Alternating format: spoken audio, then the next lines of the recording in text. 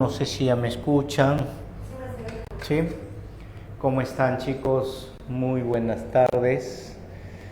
Las personas más buscadas estoy mirando acá, a ver. Mira, no es creo. Oh, ¿verdad? Sí. 100.000 soles pagan por mí. Bueno, está bien. Bien, chicos, ¿cómo están? Muy buenas tardes. Empiezo contándoles algo. Les va a sonar algo raro. Anoche me levanté 1:15 de la madrugada, hoy, y desde ahí no he vuelto a dormir. Me acosté a las 10 de la noche, como un bebé. Mis ojos se abrieron a la 1:15 y desde entonces no puedo dormir. A las 3 de la mañana, como ya era inminente, 3:30, que ya no podía dormir, me puse a hacer esto que les acabo de enviar, que es un resumen de las obras de la literatura española. Valorícenlo, chicos, léanlo, les va a servir, les va a servir. Ahí he puesto con un poco más de detenimiento porque he tenido como 2 horas en una madrugada donde se trabaja en silencio. ¡Qué absoluto silencio! Cuando a las 5 de la mañana empecé a escuchar los primeros carros que ya pasaban, me vino un poco de sueño. ¿Sabes cuánto dormí? 15 minutos. Después no he podido dormir. Así que ahorita, si llego al final de la clase, bostezando así, no es porque estoy aburrido y no me gusta dictar clases, sino porque tal vez el sueño recién me está viniendo. Pero lo hice, este material, para ustedes, para que lo lean, para que les sirva como un vehículo de conocer mejor las obras de literatura. Tengo acá a mi espalda los temas a desarrollar. Lo vamos a hacer despacio, como siempre hemos hecho. Si hay preguntas, no duden en preguntar. El día de hoy, miren, es largo el camino. Mío Cid, Quijote, La vida de sueño, rimas y leyendas. 5 horitas. Son las 3 de la tarde con 15 minutos. Voy a darle 15 minutos a cada uno de ellos. 15 minutos. Si le doy 15, tengo cerca de 30, 1 hora 15. Si sumamos 5 y 15 más 1 hora 15, más o menos son las 4:30. Y de ahí podemos utilizar el tiempo que nos queda para la práctica. ¿Ya, chicos? Entonces, 15 minutos. Y para que esto sea verdad, porque a veces yo me emociono, el curso de literatura, recuerden que es bastante emotivo, a veces te metes a un tema y te vas y te olvidas que tienes que desarrollar otros, ¿ya? Y hay que aprender también a ser metódicos, a ser ordenados, ¿ya? Así que, chicos, voy a empezar con mi cronómetro. Corren mis 15 minutos para la obra El poema del mío Cid, que acá lo tengo. Ya, miren, voy a traer la reglita, acá lo tengo, el poema del mío Cid. Lo primero, estimado estudiante, lo primero que se tiene que saber es que el poema del mío Cid pertenece a la épica. Es un texto que pertenece a la épica. ¿Correcto? Épica. A la épica. ¿Ya? Y cuando digo épica, la épica narra grandes hazañas. Recuérdalo. ¿Y sabes qué hazaña se relata? La hazaña de un héroe histórico que se llama Mío Cid, pero que su nombre verdadero fue Rodrigo Díaz de Vivar. ¿De qué trata el poema del mío Cid? Una obra épica que habla de las hazañas de don Rodrigo Díaz de Vivar. Por ello le pongo acá una característica, ¿ve? Mira, la primera característica de la obra El poema del mío Cid, que es una obra realista, no es fantástica, aunque tiene algunos elementos fantásticos. Por ejemplo, profe, ¿qué elementos fantásticos? Uno, cuando con su espada en el tercer cantar lo parte en 2 al rey Búcar de Barcelona. Ese es fantástico. O cuando desciende el ángel Gabriel y lo bendice a él y a sus tropas, porque defendían a Dios frente a los árabes que defendían a Mahoma y Alá. Entonces, realista, ¿correcto? Entonces, el poema El Mío Cid es una narración épica realista, ¿correcto? Se le llama también cantar de gesta. Su especie es cantar de gesta. Cantar de gesta. El género es épico y su especie es cantar de gesta. ¿Qué tipo cantar de gesta es? Realista, porque se relata las hazañas de un héroe real que existió, Rodrigo Díaz de Vivar. Empecemos por el punto 1. ¿Sabes qué es la parte alta? Ustedes ya me conocen, chicos. La parte alta es el contexto. Contexto. Cuando hablamos del poema El Mío Cid, hablamos del siglo XII. Cuando hablamos del Mío Cid, hablamos del siglo XII, año 1140. Atención, chicos, acá le pongo 1140. 1140, siglo XII. ¿Y qué pasaba en el siglo XII, profesor, en España? La Reconquista. El Cid se encarga de luchar contra los árabes que se habían metido a territorio español. Es la denominada Guerra Santa. Estamos hablando de la Guerra Santa, que enfrentó, ¿te acuerdas de la Guerra Santa? Enfrentó a los cristianos con los musulmanes, con los árabes, los españoles versus los árabes. Y a esa Guerra Santa, ¿quién fue el personaje que fue avanzando en su catolicismo? El Cid. Se le llama también el periodo de la Reconquista. El periodo de la Reconquista. Entonces, el poema del Mío Cid pertenece a la épica, al especie cantar de gesta. Siglo XII, durante la Guerra Santa, la guerra de la Reconquista. Punto 2. Vamos acá al punto 2. El autor. ¿Quién es el autor, profesor, del poema del Mío Cid? Nunca se ha llegado a saber, ni se sabrá quién fue el que cantó y escribió el poema del Mío Cid. Pero hay dos hipótesis. Uno, se dice que fue un juglar de San Esteban de Gormaz. De San Esteban de Gormaz. Y el otro es de Medinaceli. Fue un juglar de la ciudad de Medinaceli.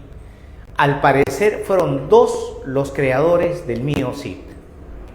Un juglar de San Esteban de Gormaz y un juglar de Medinaceli. Tercer datito, chicos. Pero el original desapareció. Atención, estimado alumno, no hay el original del poema del Mío Cid. Solo ha quedado una copia del año 1307. En 1307, una copia que lo hizo un sacerdote llamado Pedro Abad. ¿Qué es lo que se tiene? Se tiene la copia del año 1307 de un sacerdote llamado Per Abad o Pedro Abad. Eso es lo que hay actualmente en la Biblioteca de España, ¿correcto? La copia de Pedro Abad. ¿Qué más? Es un poema que tiene 3.730 versos irregulares. Versos irregulares. El juglar que escribe, que canta, es San Esteban de Gormaz y de Medinaceli, pero el original no existe. Existe una copia del año 1307, atribuido a Pedro Abad. El poema consta de 3.730 versos irregulares, con rima asonante. Con rima asonante. Punto 2. Punto 3. ¿Qué tipo de obra es? Comentario. ¿Qué tipo de obra es? Profesor, es un poema de carácter realista. Pero no solo es un texto de carácter realista, sino que acá se habla también de las noblezas. Noblezas. Se habla de dos tipos de noblezas. En el poema del Mío Cid se habla de dos tipos de noblezas. Uno, la nobleza del rey y su gente, linaje. La nobleza del linaje. ¿A qué se llama nobleza del linaje? Cuando tu papá te hereda tierras. Cuando tú recibes la herencia de tus padres. Eso le pasó al eso le pasó al rey, a los condes, a los infantes. Se le llama la nobleza linajuda. La nobleza linajuda. Y hay la nobleza del Cid, alumno, que se gana batallando, que se gana en la lucha. Se llama la nobleza advenediza. Advenediza.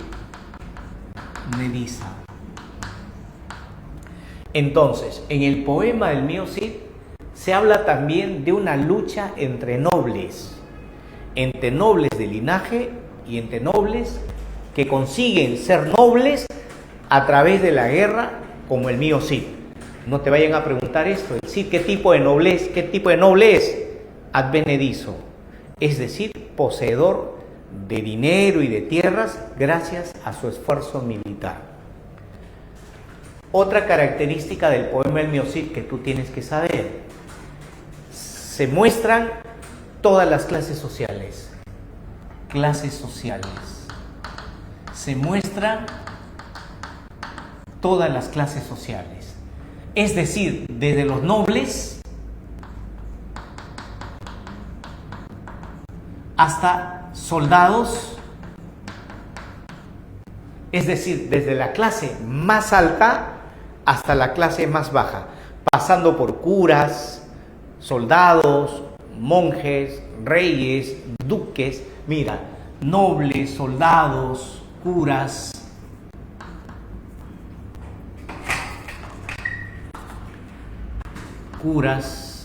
etcétera, etcétera. Tres características que tienes que recordar del poema del Mío Cid. Uno, es un texto realista. Dos, es un texto de lucha entre noblezas. Y tres, se muestran diversas clases sociales, desde la más alta hasta la más baja. Y ahora vamos al punto número 4, que es el argumento. El argumento del poema del Mío Cid, estudiante, se divide en destierro, bodas y afrenta. Destierro, bodas y afrenta. Profe, pregunta, si me preguntaran, se rayan en un examen de admisión y me dijeran: profesor, ¿quién dividió el poema del Mío Cid? ¿Fue el juglar o fue Pedro Abad? Respuesta: ninguno de ellos. Entonces, profe, ¿quién ordenó el poema del Mío Cid? Te voy a poner acá en esta parte. Mira, ordena, completa, porque no estaba completo, completa, y moderniza. Hay una persona que es la que hace esto, chicos, miren. Completa, ordena el poema y lo moderniza en su lenguaje. Completa las partes que faltaban y lo ordena en tres. Se llama Ramón Menéndez Pidal, que era un filólogo. Ramón Menéndez Pidal. ¿Cuándo lo hace? En el siglo XX. Es el texto que tú te puedes comprar en la librería y lo puedes entender, porque el poema no se entendía, chicos, no se entendía, estaba ahí en hojas, pero don Ramón Menéndez Pidal, el más grande estudioso del poema del Mío Cid, consiguió hacer esta magia de completar lo que faltaba, ordenar en tres partes y completar y modernizar el lenguaje. ¿Correcto, alumnos? Vamos al destierro. El destierro tiene 3 situaciones, las bodas tienen 3 situaciones y la afrenta tiene 3 situaciones. 1, 2 y 3. Primero, acusado de ladrón. Acusado, acusación. En el poema del mío Cid, estimado estudiante, al Cid lo acusan de robarle al rey. Profesor, ¿y quién es la persona que lo acusa? García Ordóñez. En el texto que te envié hace unos minutos atrás a través de la tutora, ahí está también. Es para que lo leas, porque eso te va a servir, porque en vista que es bastante el tema, ¿no? ¿Sí? ¿Les ha llegado? Chicos, por favor, el micrófono. Sí. Ya. Entonces, 1, acusación de tomar dinero del rey. ¿Qué hace el rey Alfonso? Lo expulsa. Alfonso le da 9 días para que se despida de su esposa. Alfonso el rey le da 9 días para que el Cid se retire. Deja a su esposa en un convento, a Jimena y a sus 2 hijitas, Sol y Elvira, con un cura amigo, y les promete mandarles dinero. Y después de 9 días el Cid sale solo, pero lo siguen gran cantidad de personas que le tenían cariño. Se le unen. Martín Antolínez y Pedro Bermúdez inclusive engañan a 2 árabes, Raquel y Vidas, se apropian de dinero y con ese dinero pagan a las tropas del Cid y toman Castejón y Alcócer y matan al primer moro, Ramón Berenguer, y le envían regalos al rey que lo ha votado. Entonces, punto número 3, Berenguer. Derrotan al moro Berenguer y regalos al rey. De esa manera, chicos, el Cid que estaba demostrando que no era un vil ladrón, estaba demostrando que él tenía honor, que él había jurado defenderle al rey y estaba luchando en favor del rey, a pesar de que el rey lo ha votado. Pero ¿dónde el rey lo perdona? Acá, cuando derrota a Yusuf. ¿Contra quién está peleando el Cid? Grábate bien, contra los árabes. Es la guerra santa. Derrota a Yusuf y le envía nuevos regalos al rey.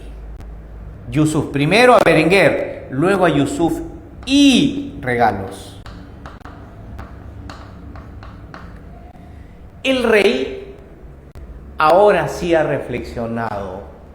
Ha dicho, el Cid lucha por mí, a pesar que lo he votado.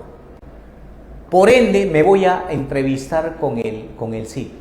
Y ahí se produce una de las partes medulares del texto, muy importantes, que es cuando se encuentran el rey y el Cid y el rey lo perdona. Acá viene el encuentro. Rey Alfonso versus el Cid Rodrigo Díaz de Vivar. ¿Dónde se encuentran? A orillas del río Tajo. ¿Qué le trae el rey? Le trae a su familia, después de más de 3 años. Le trae a su esposa Jimena, a sus hijitas Sol y Elvira. Y luego el rey le dice, sí, permíteme casar a tus hijas, ahora que son nobles, porque el rey lo nombra noble, ahora el Cid es noble. Ahora tienen las hijas bastantes pretendientes y los casa con los infantes de Carrión.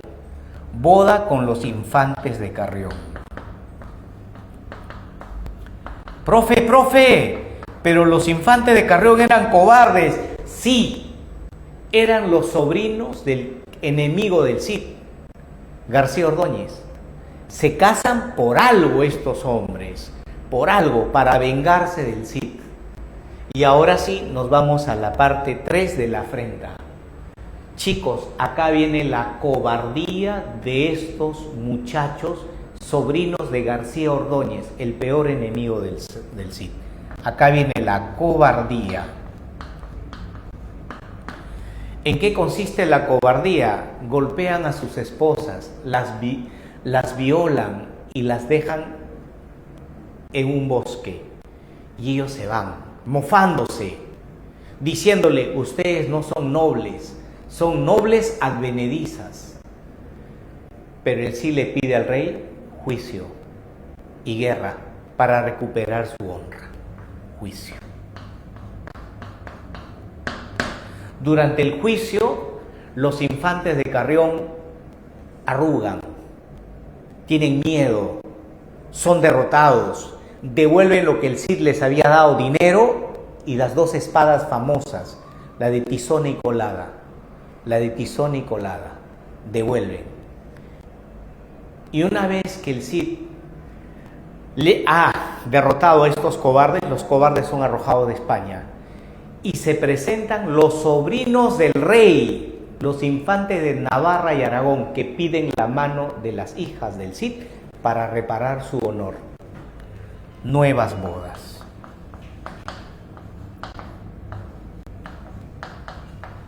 Con los sobrinos del Cid. ¿Quiénes eran? Los infantes de Navarra y Aragón, Ramiro y Ojarra. Y colorín colorado, la historia del Miocid ha terminado en 18 minutos, 8 segundos. Chicos, ¿hasta acá alguna duda o alguna pregunta, por favor? ¿Todo bien?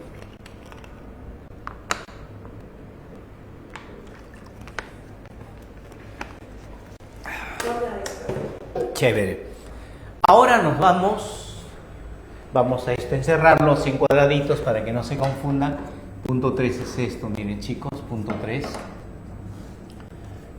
Ahí está, acá es punto 3. Este es el punto 3, ¿ya? Listo. No se confunda, ahora sí, punto 3.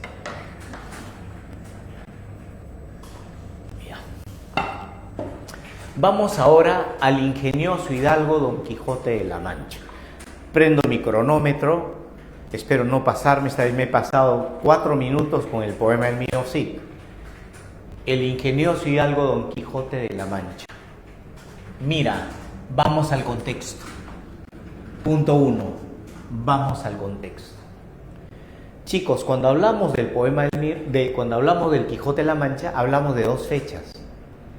1605 y 1616. 1605, 1616, ¿no? Miren ustedes, por favor, la hojita que les he enviado. 1605, 1615. 1605, 1615. ¿Ya? Bien. Estamos en el siglo XVI, 17, ¿sí o no? Siglo XVII. Y cuando hablamos del siglo XVII, jóvenes, está muriendo el Renacimiento. Es el Renacimiento. El Renacimiento. Y también está naciendo un movimiento que todavía está chiquito, fetito. Se llama barroco.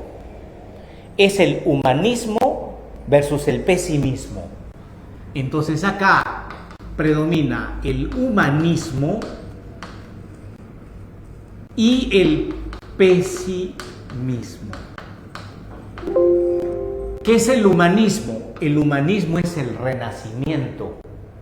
El humanismo es el renacimiento. Creer en el hombre, sus virtudes, sus valores. Ese es el Quijote. Pero también está la complejidad del barroco. ¿Qué es el barroco? Pesimista, complejo. En el Quijote de la Mancha también hay la complejidad del Quijote. El Quijote no solo es un ser que busca la libertad, la justicia, sino también es un ser contradictorio. Es un ser contradictorio. Entonces el Quijote de la Mancha es una mezcla del Renacimiento y del barroco. de un Renacimiento que está en crisis y de un barroco que está en auge. En ese contexto, salud, en ese contexto se da el ingenioso hidalgo Don Quijote de la Mancha. ¿Quién es el autor? Mira, este hombre. Punto número 2. Punto número 2. Acá ve. Punto número 2. Miguel de Cervantes. Miguel de Cervantes. Hay un dato que es sumamente importante de él. Esto no puedes olvidarte. Puedes olvidarte que le llamaban el manco de Lepanto. Eso no importa. Pero esto no puedes olvidarte. Él es el padre del idioma. Padre del idioma. Padre del idioma. Obviamente del idioma castellano. Obviamente del idioma castellano. Del español. ¿Por qué, profesor? Porque él te emplea casi todas las palabras del español. Te emplea casi todas las palabras del español. Por eso en el esquemita que te he enviado hace uso del idioma total. Yo le he puesto con un dato acá, que ustedes seguramente ahora lo están mirando. En el Quijote de la Mancha se habla de variantes del uso del lenguaje. Todos los variantes del lenguaje. Variantes. Todas las variantes.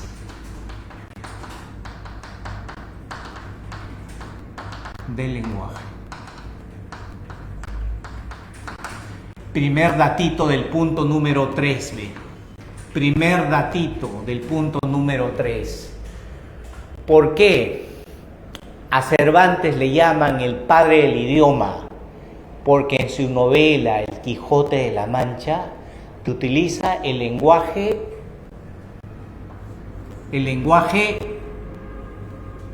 noble,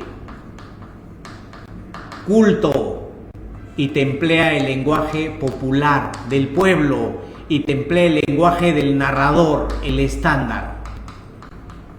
Cervantes te emplea 3 niveles de lenguaje, las 3 variantes: superestándar, estándar y subestándar. Superestándar, las palabras cultas. Estándar, las palabras normales y medianas que utilizamos todos. Y la subestándar, el lenguaje popular. Este es lenguaje popular: causita, chela, flaca, habla bro, ¿no? Estoy chihuán. Esos son los niveles. Y él utiliza eso. Por eso se le considera el padre del idioma castellano. No olvides. Aparte de esto, hay algo que no puedes olvidar de Cervantes. Que Cervantes utiliza la novela de varias poses. Se llama novela polifónica. Es una novela polifónica.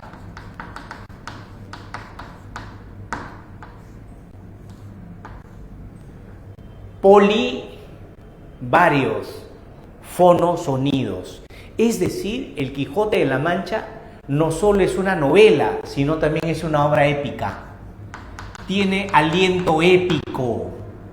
Cuando el Quijote pelea, hay muchas peleas con el caballero de los espejos, con el caballero de la blanca luna, con el caballero de la triste, él también se llama caballero de la triste figura, pero también cuando le escribe poemas de amor a Dulcinea, hay el lírico, hay el género lírico y hay mucho diálogo, hay el género dramático. Por ello se le llama al Quijote de la Mancha una novela polifónica, porque tiene de épica, tiene de drama y tiene de lírica, además de ser una novela. Y además utiliza todas las variantes del lenguaje en sus niveles, alto, medio y bajo. Cuidado con el punto número 3, estimado estudiante, no te olvides. Punto número 3. Y vamos al puntito 4. Vamos al puntito 4, que es meternos al argumento. La novela tiene dos partes.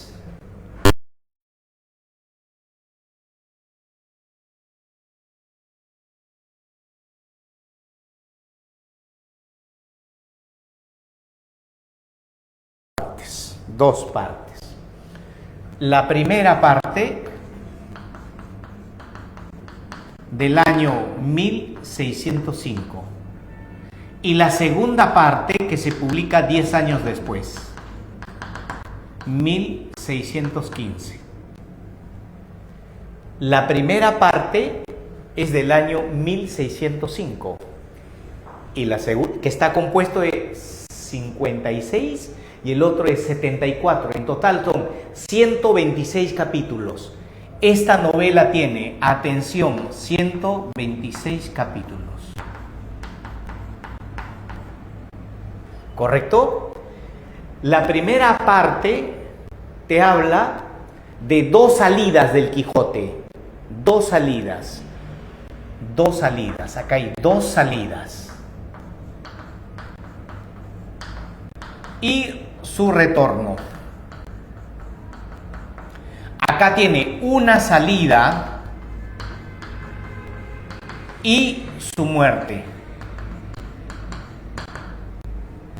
En la primera parte nos habla de dos salidas del Quijote y su retorno en una jaula. Lo llevan al Quijote en una jaula. Y en la segunda parte, la última salida que hace, su tercera salida, y el retorno, su muerte. En la primera parte sale solo. La primera sale solo. Solo, se alucina ser un caballero andante. Recuerda que esta novela es una parodia. Recuerda que esta novela, El ingenioso Hidalgo, es una parodia de los caballeros andantes. De los caballeros andantes. Es una parodia de los caballeros andantes. ¿Ya? Mira, tres características. Parodia de los caballeros andantes. Solo. Él parodia a los caballeros andantes. Hace humor, satiriza. ¿Y sabes cómo acaba? Cuando le rompen la nariz y las costillas unos mercaderes. Termina magullado, golpeado. En la primera, cuando sale solo. En la segunda sale con Sancho. Lo convence a Sancho, le ofrece una isla. Sancho es materialista, él es idealista. Lo convence con cosas materiales y Sancho lo sigue. Y acá viene la más grande aventura que tiene con Sancho, la de los molinos de viento. Pero chicos, analizar la de los molinos de viento, debes analizarlo con cuidado. Los molinos de viento representan monstruos que se han llevado sus libros. Para Sancho son molinos, para el Quijote son monstruos. Hay una dualidad de visiones, a eso se llama barroco. Barroco es el contraste entre el idealismo que representa el Quijote y el materialismo que representa Sancho. Esa dualidad que luego se van a fusionar. Recuerda que al final Sancho se va a quijotizar y el Quijote se va a sanchificar, ¿no? Un contraste de ideologías. Entonces, con Sancho, ¿y sabes cómo acaba? Cuando al Quijote, para hacerlo regresar, lo narcotizan. El cura y la sobrina lo narcotizan y lo devuelven a su casa enjaulado. El final es enjaulado. Y él jura nunca más salir. Jura nunca más salir. Y vive 10 años sin hacer aventuras. 10 años sin hacer aventuras. Y su vida se vuelve aburrida, monótona, hasta que un día, ahora nos vamos a la segunda parte. Como le han prohibido leer, porque leer lo lleva a la locura, se encuentra con un vecino de nombre, atención, Sansón Carrasco. Sansón. Carrasco. Un vecino que era lector de novelas. Y el Quijote, que ya no es Quijote, sino ahora es Alonso, su nombre verdadero era Alonso, le pregunta: oiga vecino Sansón Carrasco, ¿qué lee usted? Y el vecino le dice: lee una novela llamada, ojo, atención, estoy leyendo una novela llamada El ingenioso hidalgo Don Quijote de la Mancha. Y el Quijote, que era don Alonso, dice: maldita sea, han escrito mi vida, mis hazañas, quiere decir que soy famoso. Y Dulcinea no sabe que yo soy famoso. Tengo que reanudar mis viajes, tengo que ir a visitar a Dulcinea, porque él todo lo que lo hacía por Dulcinea, una dama que él se había inventado, que en realidad era una campesina, pero él se había idealizado. Así que, impulsado por el relato de Sansón Carrasco, lo convence a Sancho otra vez para salir.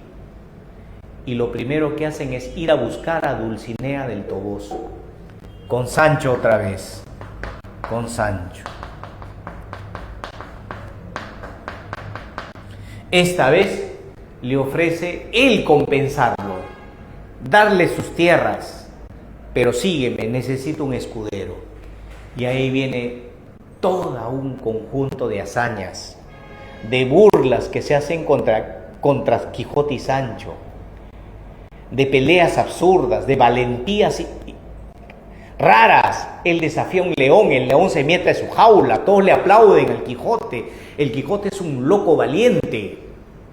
Hasta que un día el propio Sansón Carrasco, el que le había dado un libro llamado El Quijote de la Mancha, lo desafía a un duelo. Pero ojo, Sansón Carrasco estaba disfrazado, se había disfrazado de caballero andante, lo reta a duelo y le gana. Y ley de caballeros andantes: hombre que cae y pisa el suelo y besa el suelo, ya nunca más puede ser caballero. Y cuando se golpea la cabeza al caer, recupera la razón. Recuerda que su nombre verdadero es Alonso Quijano. Le pide perdón a Sancho por haberle mentido y retorna en silencio a morir. Su derrota.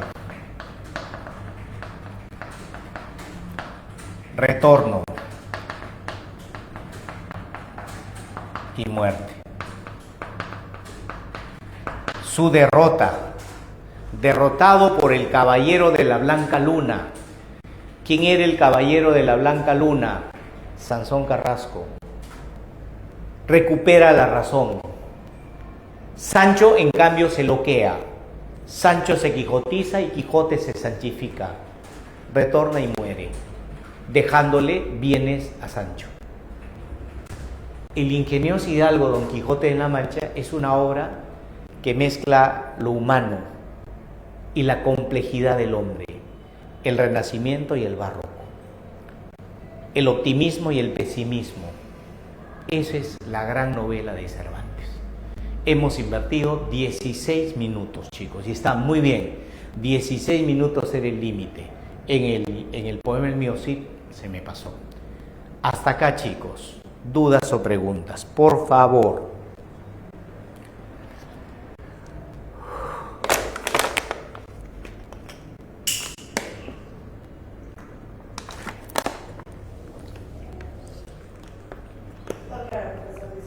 Todo claro, muy bien. No olvides entonces estos datos que son relevantes. Miren, esto. Todos los variantes del idioma. Acá, ¿ve?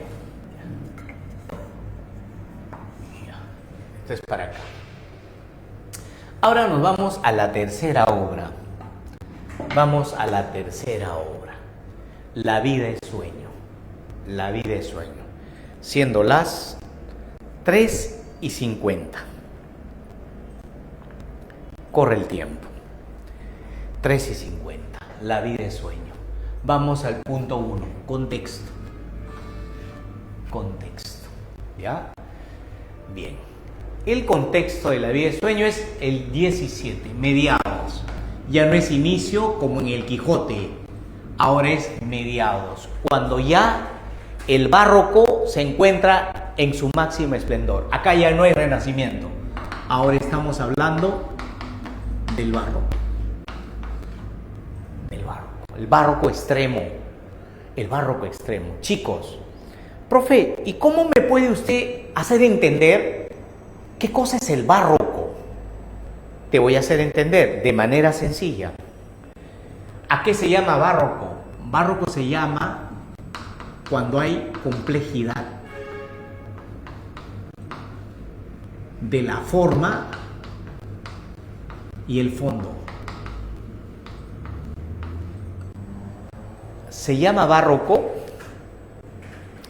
cuando tú al escribir, estimado estudiante, complicas la forma de escritura. No escribes de manera lineal, entiéndeme. No escribes de manera lineal, sino cortas. En vez de decir, en el ángulo oscuro del salón, el arpa yacía en el ángulo oscuro del salón. El arpa yacía. En vez de decir, dices, del salón en el ángulo oscuro yacía el arpa. Se llama hiperbatón. Cuando empleas el hiperbatón. Cuando empleas el hiperbatón. El desorden de la expresión. Hiperbatón. Hiperbatón. ¿Y a qué se llama complejidad del fondo? Cuando en vez de decir A, dices B. No entiendo, profe. ¿Qué es en vez de decir A, B? En vez de decir, escúchame. En vez de decir, a pesar de tu desprecio, te amo, dilo de otra manera.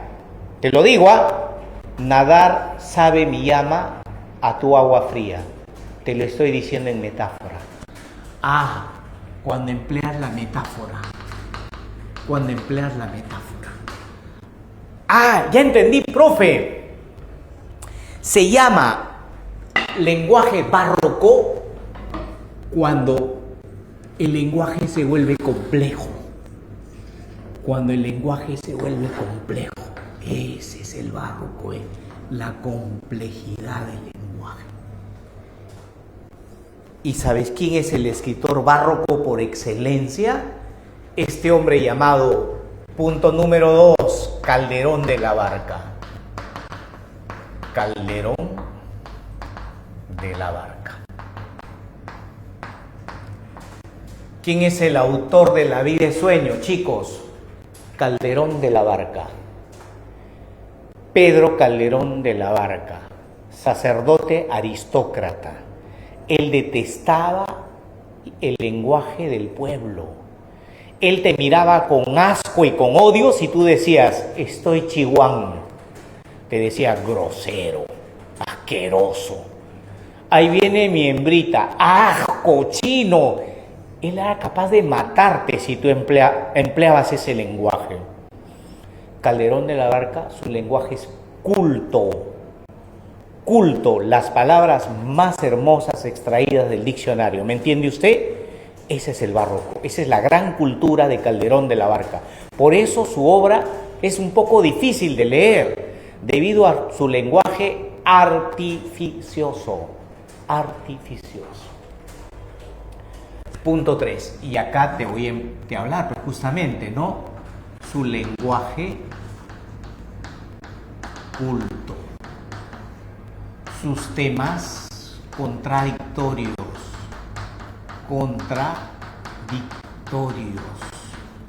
A ver, profe, dígame temas contradictorios. Mira, de La vida de sueño, atención alumno, este es barroco, sus temas contradictorios.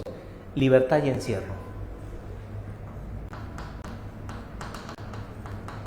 Él está encerrado, pero llega un momento en que lo hacen vivir en libertad.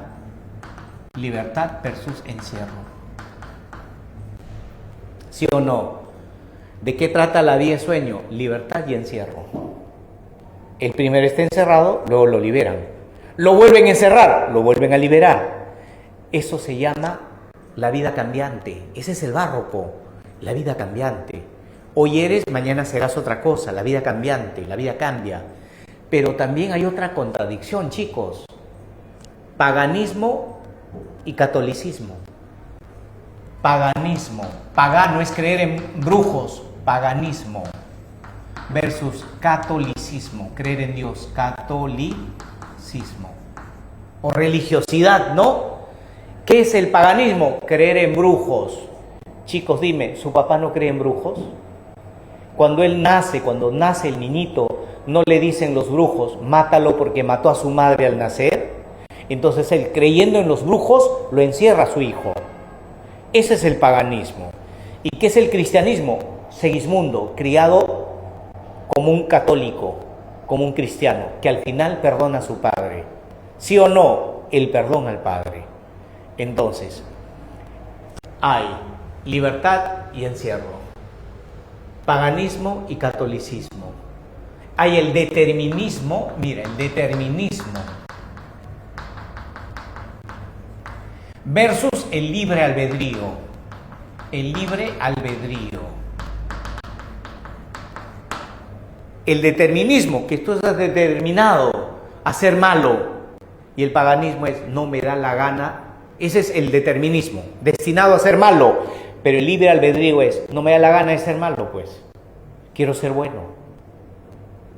Determinismo es cuando dice, mira hijo, no tenemos plata para que estudies en la universidad, dedícate a ayudar a tu madre y a tu tío. Y tú dices, no me da la gana, pues voy a pedir una beca en la academia, me voy a esforzar, me voy a sacar la mejor nota, y de la academia me meto en primer puesto a San Marcos y voy a ser el mejor. Tú eres dueño de tu destino. Eso se llama el libre albedrío, frente al determinismo que dice, no lo puedes, no puedes, no lo vas a hacer nunca. Eso hay en la obra La Vía de Sueño. A eso se llama los temas contradictorios. Muy presente en esta obra, ¿ya? Entonces lo pongo acá en un recuadrito para que no se mezcle. Acá, ¿ven? Acá está. En un recuadrito, acá está, ¿ya? Ahí está. Ahora nos vamos al punto número 4, estimado estudiante. La obra está dividida en 3 jornadas. ¿No? La jornada 1 tiene 3 partes. La jornada 2 también 3. Y la jornada 3, 3 partecitas. Vamos a la obra, que ahí les he enviado de manera bien bonita, bien trabajadita, de manera bonita. Valóralo, por favor, repásalo. Me gustaría la próxima semana preguntarte, pero como ustedes son mudos, no hablan, voy a preguntar y seguramente se van a quedar callados. Ojalá la próxima semana la tutora me diga, profe, sí, pregúnteles, porque están vagando, profe, y le escuchan, no hace usted y no responden nada. Si yo hago un pacto con la tutora y la próxima semana, los primeros 5 minutos preguntamos de uno en uno, a ver, sobre lo que has leído de la obra Literatura Española, contéstame, en la jornada 1, ¿qué acontecimiento sucede? Y ahí tú me dirás, mire, profe, en la jornada 1 es el encierro.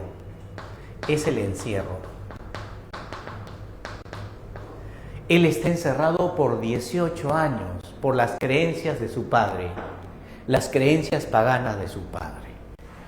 Punto número 2, Rosaura lo visita. No es que Rosaura va deliberadamente a visitarlo. Rosaura, chicos, está pasando a reclamar su honra a Polonia, donde un hombre llamado Astolfo la ha deshonrado. Y escucha el lamento de Segismundo y le da pena. Entra a hablar con él, pero lo captura. ¿Quién lo captura? El guardián de Segismundo, que se llamaba Clotaldo, y lo llevan capturada donde el rey. Capturada.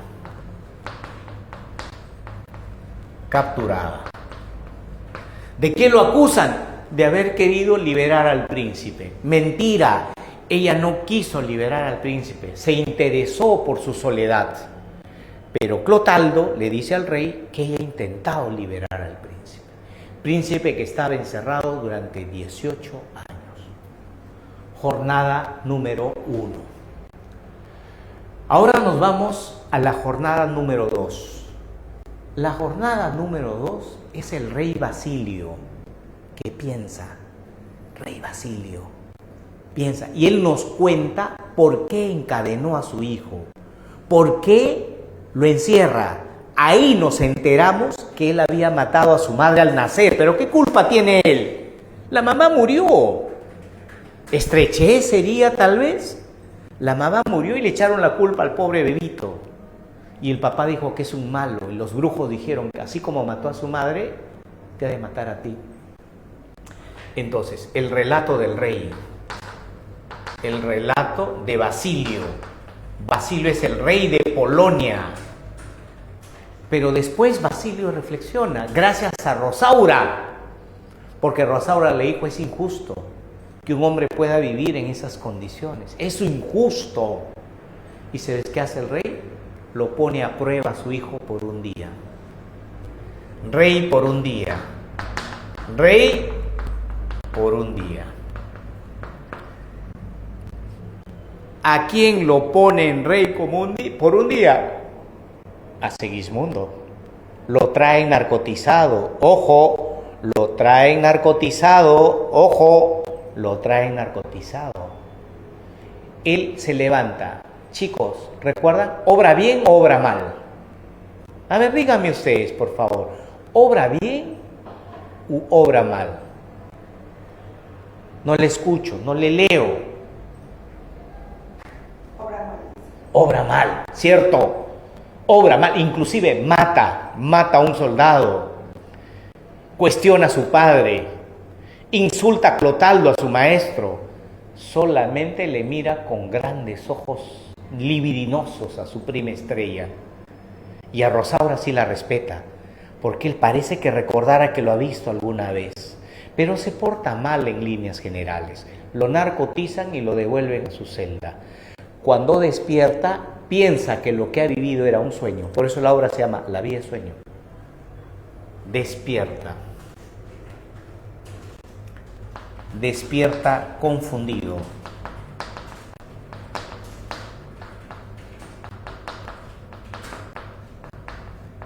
Porque, chicos, recuerden, lo han narcotizado otra vez. Y al despertar piensa que lo que ha vivido era un sueño. Piensa que al despertar lo que ha vivido era un sueño. Y llora, y llora.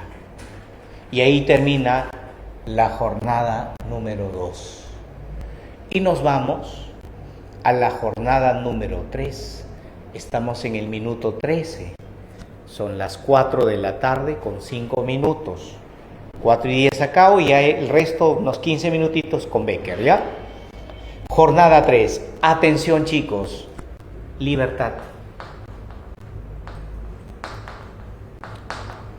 ¿Qué profe le dan libertad? ¿Su papá? No. Su papá no le da libertad. El pueblo se rebela contra el rey. Porque, ¿sabes por qué? Porque el rey le iba a dejar el poder a su sobrino Astolfo, al que mintió a la chica Rosaura. Era un mal hombre. El pueblo le tenía cólera. Se rebelan contra el rey y deciden liberar a Segismundo porque se enteraron. La noticia salió de palacio que el rey tiene un hijo encerrado en una torre. El pueblo va y lo libera. Siguiente, duelo. Y se produce el duelo entre padre e hijo. El rey versus el hijo, el príncipe. El rey Basilio y su hijo, el príncipe Segismundo. Chicos, dime, ¿quién gana, el papá o el hijo?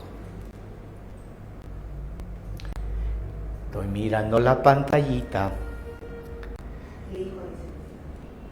Ajá, bien. El hijo. El hijo lo tiene arrodillado a su papá. Para que se cumpla el destino, él lo hubiera matado, ¿sí o no? Pero hace lo contrario. El determinismo versus el libre albedrío. Perdona al padre. Perdón al padre. Luego arregla la situación de Rosaura. Y Astolfo.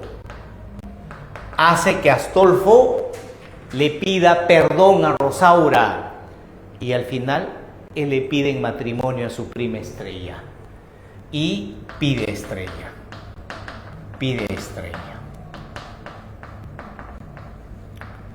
Y la parte final no te va a gustar. Castiga al pueblo.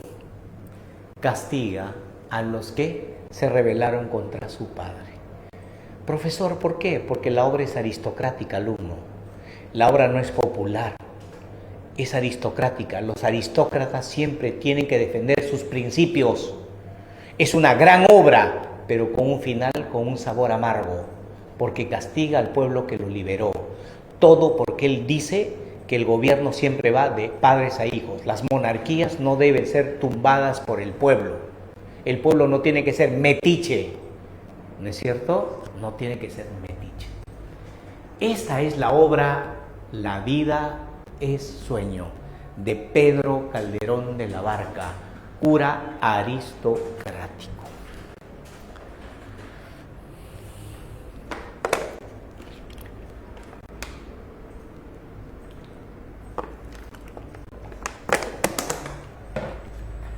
Vamos ahora, estimados estudiantes, siendo las 4:10 casi, unos 15 a 20 minutitos para hablar de Becker, ¿ya? 15 minutos sería lo correcto. Empezamos. Si es 15, sí, pues, 10, 6, sí, 15 minutitos. Vamos al contexto. Empecemos por el contexto, chicos. Empecemos por el contexto. Estamos en la cuarta y quinta obra. Ambas obras pertenecen a un mismo autor, ¿ve? Rimas y leyendas. Es del propio de este escritor. Punto número 2, ¿ve? ¿Cómo se llama este escritor, chicos? Becker. Gustavo Adolfo Becker. Él es el autor de Rimas y leyendas. Profesor, ¿cuántas rimas? ¿Qué cosas son las rimas? Son breves poemas. Son breves poemas de amor. De amor. ¿Qué son las rimas? Breves poemas de amor que surgieron a inspiración de dos mujeres. A inspiración de dos mujeres. Casta y Julia. ¿Qué son las rimas? Son breves poemas de amor que se escribió a inspiración de dos damas. Casta, su esposa, y Julia, su enamorada. Primero fue su enamorada y después Casta fue su esposa. Por ellas. ¿Cuántos poemas son, profesor? 84 poemas breves. 84 poemas breves. De manera póstuma. De manera póstuma. ¿Qué significa esto? Que el libro de Becker surgió después de la muerte del escritor. A eso se llama póstuma. Un año después de la muerte de Becker.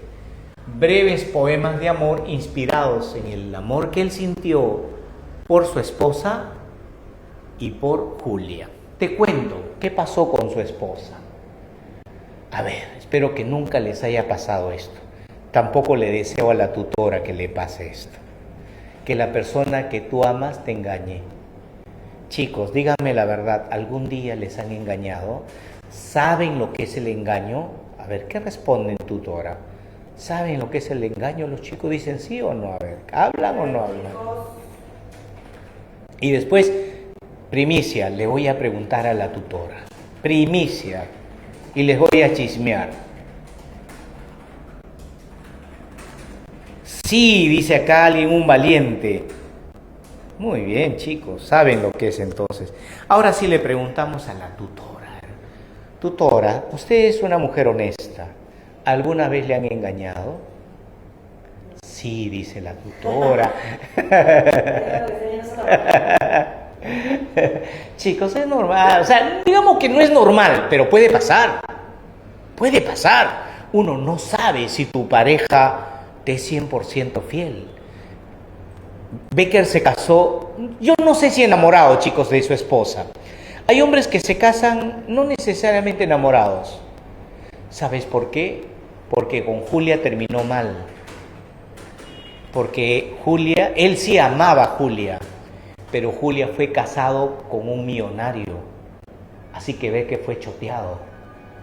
Así que él conoció al poco tiempo a Casta. Y debe ser esta idea de un clavo saca otro clavo. A veces utilizamos eso para olvidar a la persona que no podemos olvidar. Y Becker se casó con Casta y tuvo 2 hijos.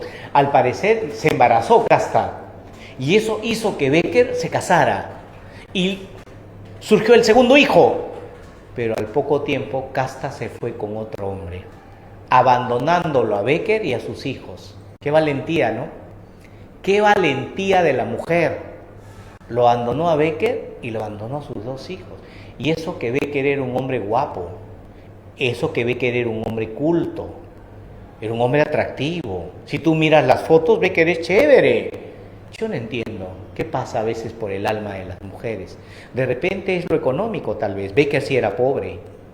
Vivía a las justas. Como dicen los chicos, chihuahua, ¿no? Entonces, esa es la historia de los poemas. 84 poemas que él se publicó después de su muerte, de Gustavo Adolfo Becker. Pero, profe, ¿qué tiempo estamos hablando? Del siglo XIX, el romanticismo.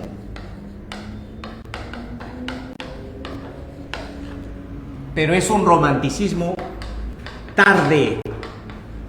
Es un romanticismo tarde, chicos. No es el romanticismo en su auge. Es el romanticismo cuando está en decadencia en España. Es el romanticismo decadente. El romanticismo decadente. Por eso decimos romanticismo tardío. Romanticismo tardío. Etapas. Etapas de su poesía. Etapas.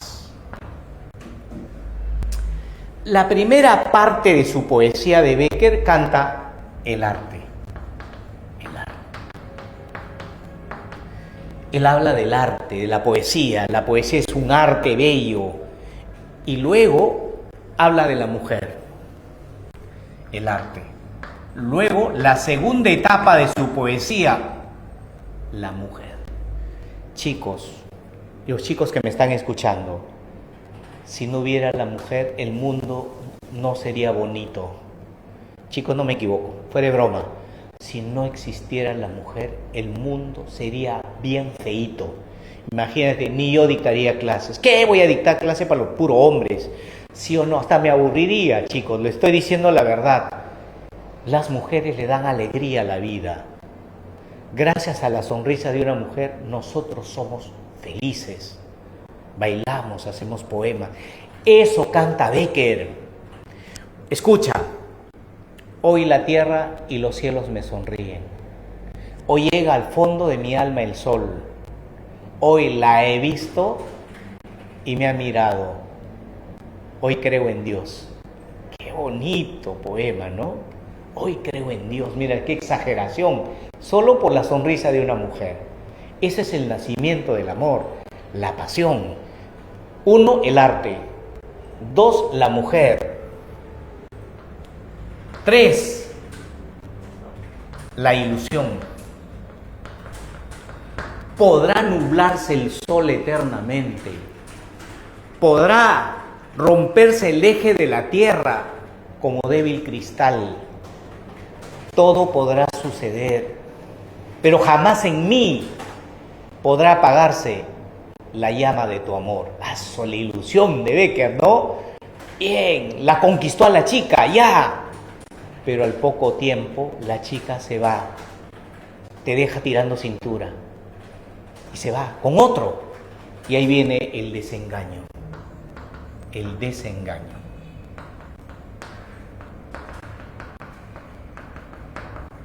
El desengaño. Profe, el arte, la mujer, la ilusión y el desengaño. Son temas de la poesía Rimas de Gustavo Adolfo Bécquer, que se caracteriza por ser bastante subjetivo. Subjetivo, es decir, que se mueve por emociones. Subjetivo, ¿no? Se caracteriza por su sencillez. Se caracteriza por su brevedad.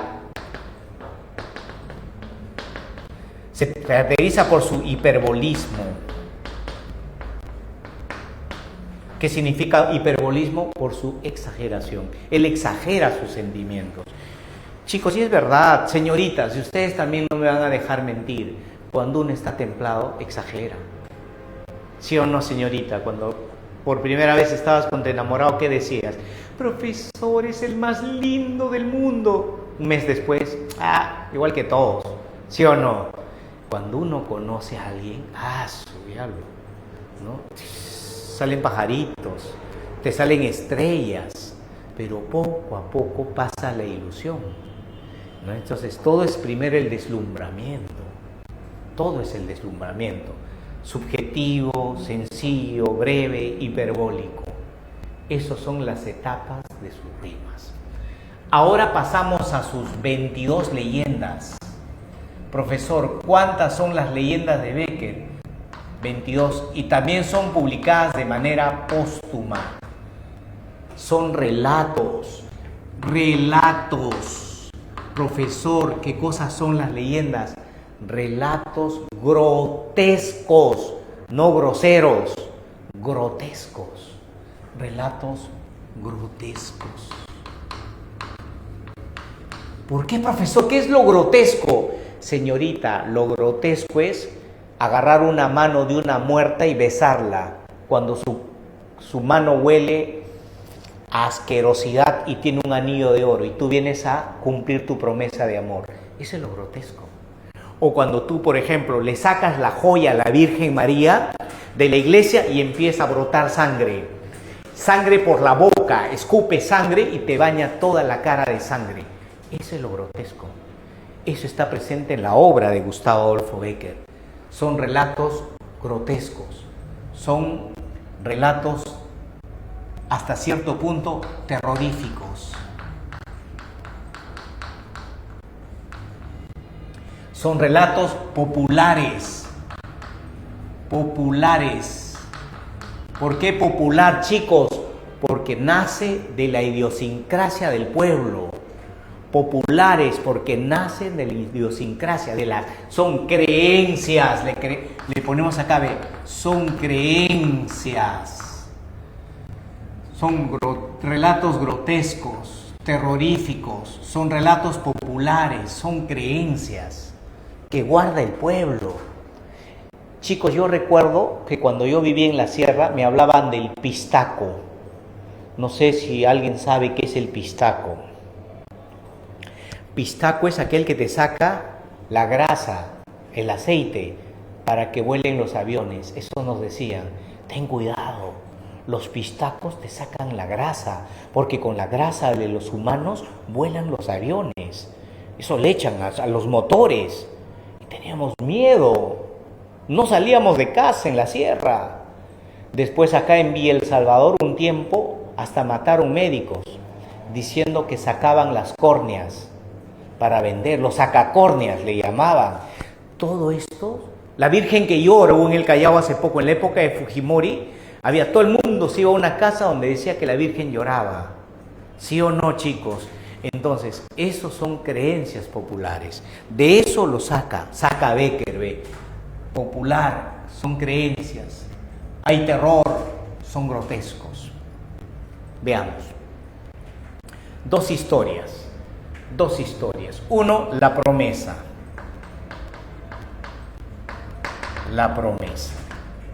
Y dos, la jorca de oro.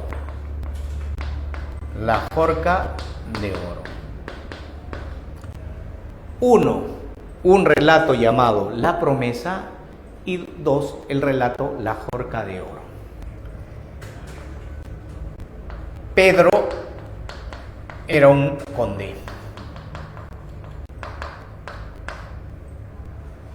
Pedro era un conde. Le pide la mano a una chica llamada Pedro y Margarita. Margarita. ¿Te quieres casar conmigo? Y Margarita, ¡chi! Se abrazan, se besan con qué pasión. Él agarra el anillo y se lo pone. Eres mi novia. Nunca más con otro hombre. Eres mía. Y él le dice también, y tú mío. Me voy a la guerra y vuelvo para casarme contigo. Y no regresa. Y todo el mundo se burla de ella. Hasta su familia. Desgraciada, tonta, idiota, has manchado nuestro honor, porque todos pensaban, como era la novia, se había entregado a él. Ningún hombre ya se fijaba en esa mujer maldita llamada Margarita. Un día entró su hermano y la mató. A su propia hermana. Has manchado nuestro apellido, maldita prostituta. Pobre Margarita fue asesinada. La enterraron. Al día siguiente el sepulturero vino y gritó, no sé qué ha pasado. Su mano ha salido. La mano donde lleva el anillo ha salido. Y la noticia corrió y la volvieron a enterrar. Y la mano volvió a salir. Y la volvieron a enterrar. Y la mano volvió a salir. Y un poeta cantó esa historia, contó esa historia. Lo llevó lejos, donde estaba el conde. El conde estaba herido. No regresó porque estaba herido. Y el conde escuchó la historia y dijo, ¿en qué lugar? ¿En qué pueblo? Y pidió que sus soldados lo cargaran al caballo. Y regresó herido a gran velocidad. Y cuando llegó, se fue primero al cementerio. Y ahí encontró la mano podrida de su enamorada, aún con el anillo puesto.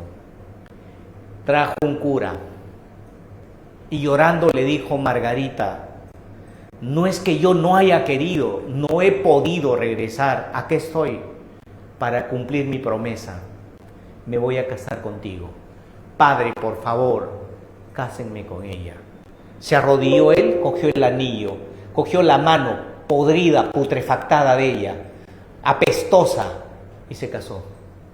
Y desde ese día, nunca más la mano volvió a salir. Chicos, ¿de qué trata la historia? Necrofilia. Necrofilia. ¿Qué significa necrofilia? Amor por una muerta. Necrofilia. Y promesa cumplida. Pero es necrofilia. Una historia bonita, pero hasta cierto punto un poco asquerosita. Asquerosita. Casarse en el cementerio con una mano podrida. La otra es una historia sobre locura. También es Pedro, pero esta vez no es Margarita. La chica se llama María. Es una chica caprichosa. Caprichosa. El hombre le dijo, María, ¿qué puedo hacer para que me ames? Yo sé que tú le dirías, tráeme un sándwich de Bembos. Yo sé que tú le dirías, regálame un viaje a Cancún. ¿Sabes qué le pidió la mujer? Dame la joya de la Virgen María que tiene en la iglesia. Y el hombre le dijo, amor, sacrilegio. ¿Qué te pasa, amor? Sacrilegio. Entonces no me amas. Si un hombre ama a una mujer, cumple lo que una mujer le pide. Amor, pero tú me estás pidiendo un sacrilegio. Entonces vete, no eres hombre para cumplir la promesa de una mujer, el capricho de una mujer. Me se llama capricho, chicos. Y el hombre, ¿sabes qué hizo, tonto? Se metió a la iglesia en la madrugada, mientras los perros aviaban. Entró temeroso, caminaba con miedo por la iglesia. Fue donde estaba la imagen de la Virgen. le pidió de rodillas perdón a la Virgen. Te voy a robar porque amo a una mujer y no quiero que ella se vaya de mi vida.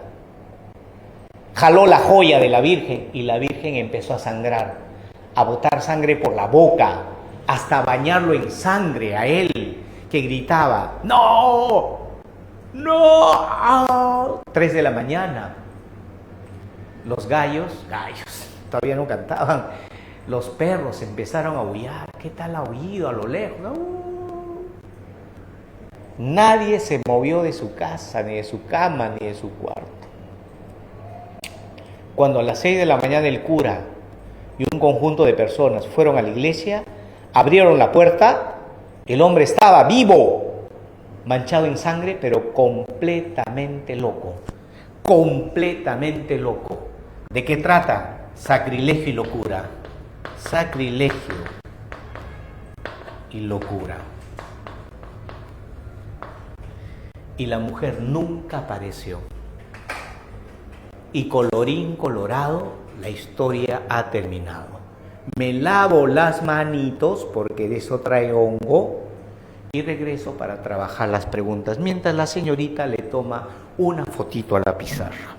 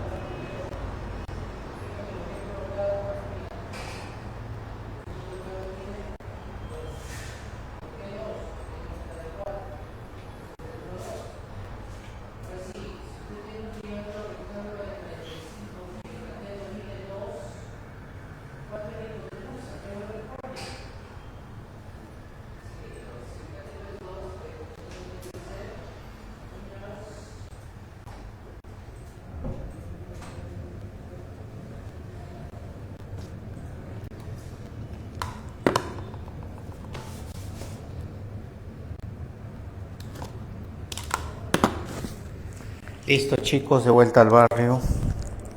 Vamos a trabajar las preguntitas. Nos quedan 15 minutitos. 15 minutitos para trabajar las preguntitas. Listo, chicos. Pregunta número 1. Pregunta número 1. Dice, leo ya. Sobre el cantar del mío Cid, señale el valor de verdad o falsedad de las siguientes proposiciones. Marque la alternativa que contiene la secuencia correcta. A ver, chicos, ¿cómo están ustedes? A ver, ¿qué marcarían?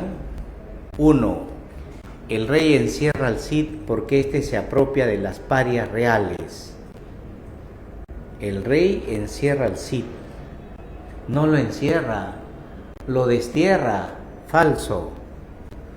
La nobleza linajuda y la nobleza advenediza se enfrentan entre sí. Verdadero. Chicos, el Cid representa la nobleza advenediza, porque él es el que derrota a Ramón Berenguer. Por eso le tenía cólera García Ordóñez, le tenía cólera porque él pertenecía a la nobleza linajuda, ¿no es cierto? Si hay un enfrentamiento entre ambas. Por eso los de Carrión pues violan a las hijas del Cid. Verdadero. ¿Cristianos y musulmanes tratan de imponer su sistema religioso? Sí, porque es la Guerra Santa, recuérdalo, chicos. Por su tendencia realista, israelista, la obra carece de hechos fantásticos. Falso, tiene hechos fantásticos. 2. 1. La bajada del ángel Gabriel para bendecir al Cid. Y 2. Cuando parte con su espada al rey Búcar de Barcelona. Tiene escenas fantásticas, pero muy poco. Falso. ¿Se muestra el ascenso social mediante la obtención del botín de guerra? Sí, el Cid. La respuesta es la E. 1. Enanito. 2. Marque la alternativa que contiene los enunciados correctos sobre las referencias socioculturales presentes en el ingenioso hidalgo Don Quijote de la Mancha de Cervantes. Referencias socioculturales. ¿Se reconstruye la sociedad española de la época medieval? Falso. No. ¿Su estilo renacentista refleja el uso de contrastes? No, ese es el barroco. Ese es el barroco. Falso. ¿Los personajes provienen de distintos estratos sociales? Sí. ¿Se exponen sentimientos nobles como la justicia y la bondad? Así es, verdadero. Casita. 2 es verdad, la 2 y la 3. La 3 y la 4, casita. 2, casita. 2, casita, también dice Rebeca. Muy bien, Rebeca. Vamos a la pregunta 3. Cuando llegaron Don Quijote, él ya estaba levantado de la cama y proseguía en sus voces y sus desatinos, dando cuchilladas y reveses a todas partes, estando tan despierto como si nunca hubiera dormido. Abrazáronse con él y por fuerza le volvieron al lecho. Y después que hubo sosegado un poco, volviéndose a hablar con el cura, le dijo: por cierto, señor arzobispo, es de gran mengua los que nos llamamos 12 pares dejar, tan sin más ni más, llevar la victoria de este torneo a los caballeros cortesanos, habiendo nosotros los aventureros ganado el prez en los 3 días antecedentes. Callad vuestra merced, señor compadre, dijo el cura, que Dios será servido, que la suerte se mude y que lo que hoy se pierda se gane mañana, y atienda a vuestra merced su salud por agora, que ya me parece que debe estar demasiado cansado, si ya no es que está malferido. Con respecto al anterior del Quijote de la Mancha, marque la alternativa que contiene la afirmación correcta de este fragmento. ¿Qué se muestra, chicos? La locura del Quijote. Es decir, el cura es realista, el Quijote está en su locura. La letra A muestra constante referencia al juego entre la realidad y la ficción. El uno habla pensando que es un caballero andante, ficción, y el cura más bien pone los pies sobre la tierra. Avioncito. Avioncito. Vamos a la 4. A la 4. Respecto a la verdad o falsedad de los siguientes enunciados sobre la vida y sueño de Calderón de la Barca, indique la alternativa de la secuencia correcta. 4. ¿Presenta un estilo solemne y propenso a la meditación filosófica? Sí, es una obra filosófica. ¿Verdad? ¿Se ambienta en Polonia? Sí. ¿Donde reina el padre de Segismundo? Sí, el rey Basilio. Verdadero. ¿Emplea lenguaje popular? Perdón, el Calderón, lenguaje popular, no. ¿Corresponde al género lírico? Perdón, género dramático. Así que 3 y 4 es falso y 1 y 2 es verdadero. La respuesta sería la C. Verdadero, verdadero, falso, falso. 4 la C, sí. No lo dude, hija, Rebeca, no lo dude. 4, la C. Vamos a la 5, chicos, sobre Bécquer. Sobre Bécquer. ¿Qué características de las leyendas de Gustavo Adolfo Bécquer se identifican en el siguiente fragmento? La promesa, ¿te acuerdas que te conté de la mano del cementerio? Ya. Escucha. En un lugarejo miserable y que se encuentra a un lado del camino que conduce a Gómara, he visto no hace mucho el sitio donde se asegura tuvo lugar una extraña ceremonia del casamiento del conde. Después que éste, arrodillado sobre una humilde fosa, estrechó con la suya la mano de Margarita y un sacerdote autorizado por el Papa bendijo la lúgubre unión. Es fama que cesó el prodigio y la mano muerta se hundió para siempre.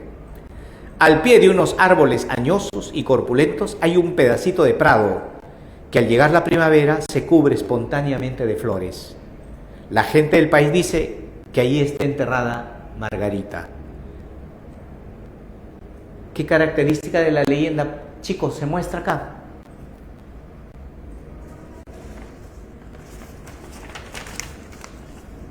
Casita. Casita.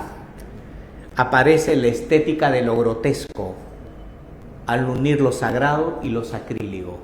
¿Correcto? La estética de lo grotesco. No olvides, presente en los relatos de Bécquer. Vamos a la pregunta 6. ¿No era yo señor de asirle la blanca todo el tiempo que con él viví? O mejor decir morí. De la taberna nunca le traje una blanca de vino, mas aquel poco que de la ofrezca había metido en su arcaz, compasaba de tal forma que duraba toda la semana. Y por ocultar su gran mezquindad decíame: mira, mozo, los sacerdotes han de ser muy templados en su comer y beber, y por eso yo me desmando como otros. Mas el acerado mentía falsamente, porque en confradías y mortuorios que rezábanos a costa ajena comía como lobo y bebía más que un saludador. Respecto al fragmento de la novela El Lazarillo de Tormes, indique la alternativa que completa correctamente el siguiente enunciado. En la obra hay una mirada crítica sobre los, que los retrata como, chicos, en El Lazarillo, ¿qué se critica? A los curas. A los curas, busca la respuesta. Los clérigos, glotones, falsos y mezquinos. 6, casita. Vamos a la 7. El cantar del mío Cid. Personaje Doña Elvira y Doña Sol se casan con los infantes de Carrión. Este matrimonio termina en un desenlace nefasto, porque al producirse el viaje a feudo de los infantes, atraviesan el robledal de Corpes, debe ser ahí, donde ellas son azotadas y abandonadas por sus esposos. Este acontecimiento es uno de los ejes temáticos de este poema. Tomando en cuenta esta información, identifique el tema de la obra. Chicos, cuando las chicas son ultrajadas, ¿cuál es el tema? La segunda pérdida de la honra. Sí, muy bien. Rebeca, la segunda pérdida de la honra. Beso. 7 besitos. 7 besitos. 8. Marque la alternativa que contiene enunciados correctos sobre la vida y sueño de Calderón de la Barca. Chicos, atención. 1. Clotaldo, cortesano de Polonia, encierra a su hijo por temor al vaticinio. No, ese es Basilio, falso. Segismundo crece solitario en una torre, aislado de la vida palaciega, verdadero. Al final Basilio se muestra como un rey sabio y perdona a Segismundo, falso. El que es sabio es Segismundo. Cuarto, el príncipe es liberado por el pueblo para evitar que Astolfo herede el trono, verdadero. Y la respuesta es enano. 2 y 4 son verdades. 2 y 4 son verdades. Vamos a la 9. Respecto al argumento El Quijote de la Mancha, marque verdadero o falso. 9, chicos, verdadero o falso sobre el Quijote. Atención, Don Quijote sale acompañado de su escudero desde la primera salida. No, es en la segunda. Es en la segunda, falso. Alonso Quijano es armado caballero en una venta. Sí, que él cree un castillo, verdadero. El caballero de la Blanca Luna es vencido. No, el caballero de la Blanca Luna vence al Quijote. Falso. Al final de la obra, Quijote recobra la lucidez y hace su testamento y muere, verdadero. Falso, verdadero, falso, verdadero. Avioncito. 9, avioncito. 10. ¿Cuál es el tema de la siguiente rima de Bécquer? Todo sucederá, podrá la muerte cubrirme con su fúnebre crespón, pero jamás en mí podrá apagarse la llama de tu amor. ¿Cómo se llama eso, chicos?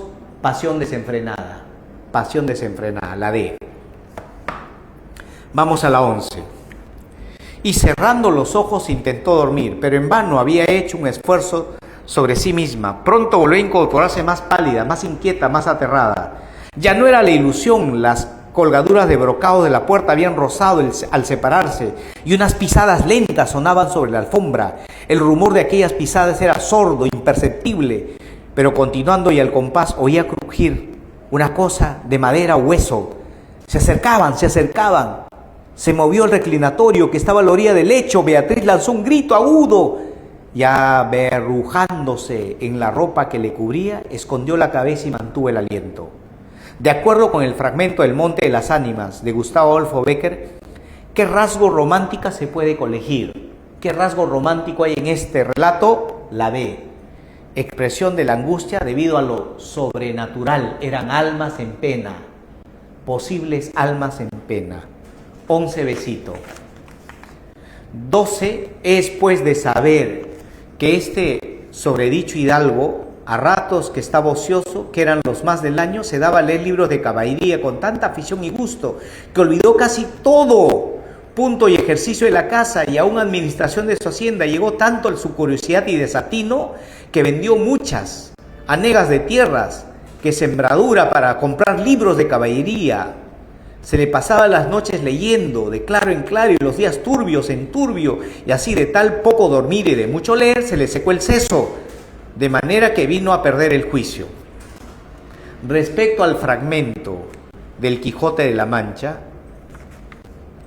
diga el siguiente enunciado. En la locura de Don Quijote se evidencia la intención del autor por... ¿Cuál era la intención de Cervantes, chicos? Burlarse, parodiar los libros de caballería. Pero su contenido es más profundo, pues el protagonista se inspira en ideales nobles.